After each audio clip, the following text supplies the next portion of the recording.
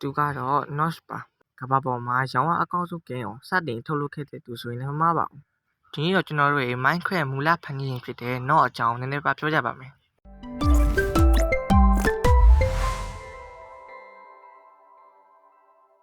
Notch ဟာဆွီဒင်နိုင်ငံမှာမွေးဖွားခဲ့ပါတယ်။သူဟာအသက်9 နှစ်ခန့်က programming ပိုင်းကိုစတင်ကျွမ်းကျင်နေပါပြီ။ဒီလိုနဲ့ Mr. Notch က2009 ခုနှစ်မှာ